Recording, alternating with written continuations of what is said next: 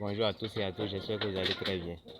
Donc, en ce qui concerne la vaccination, que ce soit la vaccination ou bien l'injection d'antibiotiques au niveau de la volaille, il y a deux méthodes pour le faire.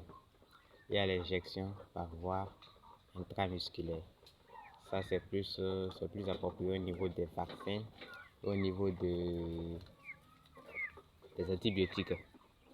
Si vous voulez injecter de l'oxy 5% par exemple aux volailles, ça sera par voie intramusculaire.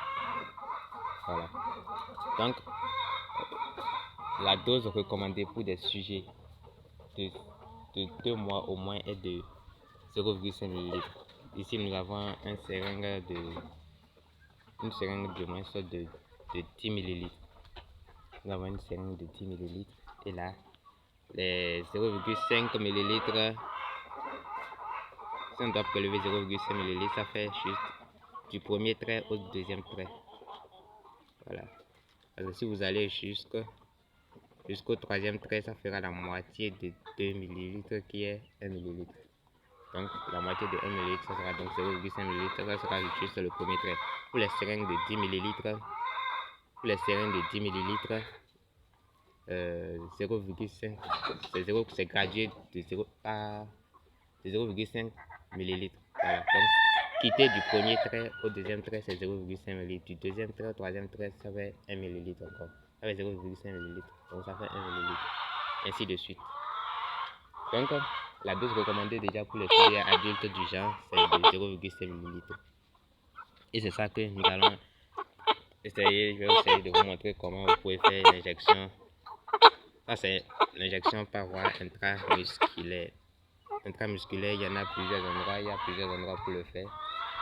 Mais le plus recommandé, bien, la plus appropriée, c'est au niveau de l'aile. Vous voyez bien, l'aile du sujet. C'est l'aile du sujet ici. Donc, le joint, là où l'aile se joint au reste du corps du sujet, c'est ça qui est ici. Quand vous l'attrapez déjà avec les deux ailes, pas les deux ailes, vous voyez déjà la partie contenant de la chair. Voilà. Donc maintenant c'est là, si vous voulez faire l'injection, vous envoyez votre seringue à l'intérieur comme ça. Voilà. Vous percez jusqu'à un niveau. Voilà. Il ne faut pas que la totalité du seringue entre dedans. Non. Déjà, si vous envoyez une bonne partie du seringue dedans, c'est déjà bon. Et ensuite, maintenant, vous allez presser le liquide que vous avez à presser dedans. Et ensuite, vous retirez. Donc, pour faire cela, vous allez faire en sorte que une fois que vous envoyez votre seringue dans la chair du sujet, que le seringue ne touche pas l'eau. Si ça touche l'os, vous allez faire ressortir d'abord pour chercher un endroit où il n'y a pas d'os.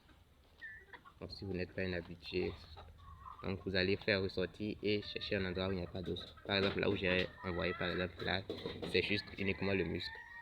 C'est uniquement le muscle. Donc c'est pour cela que le seringue est parti zéro. Donc ça c'est l'injection par voie intramusculaire. À part ça, on peut faire l'injection subcutanée et ça c'est souvent approprié avec ça se fait avec souvent l'Alpha-Mec. Voilà. Quand vos sujets souffrent de la gale, on vous dit de faire l'injection d'Alpha-Mec. Si vous ne savez pas faire l'injection, si vous envoyez cela par voie intramusculaire, vous allez causer du dommage au sujet même, occasionner sa perte. Donc, le mode de transmission d'un produit est très important. Oui, très important. Là maintenant, si on dit sous-cutané, vous voyez, vous cherchez une partie où vous pouvez soulever la peau du sujet comme ça. Une partie qui n'est pas assez chaude, peut-être au niveau de la cuisse. Et vous soulevez la peau du sujet et vous introduisez légèrement, voilà, vous introduisez légèrement le seringue et la seringue du moins, vous introduisez légèrement la seringue Puis vous injectez ce que vous avez injecté, vous retirez. Donc c'est un peu tout pour en ce qui concerne l'administration des produits vaccins. Il y a des produits qui peuvent être qui ont plusieurs, qui ont les deux modes d'injection à la fois. On peut dire vous pouvez le faire soit par voie intramusculaire, soit par voie sous-cutanée. Donc vous choisissez ce qui vous ira le mieux. Donc c'est tout. Merci.